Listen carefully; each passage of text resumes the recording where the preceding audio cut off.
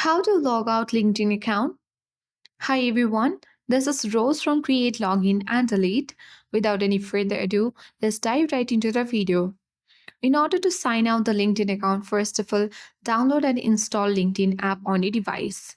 If you haven't, you can easily open Play Store or App Store depending upon your device and search for LinkedIn Jobs and Business News app.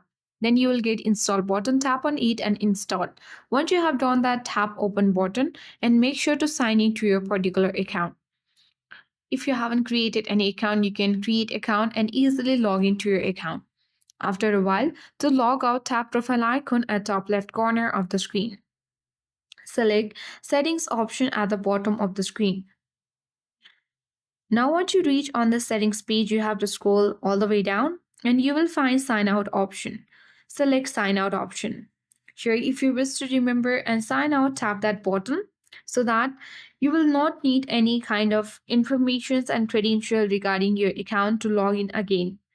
But if you don't want, you can tap the sign out button. So let's tap on remember and sign out and you reached on the login section. And after that,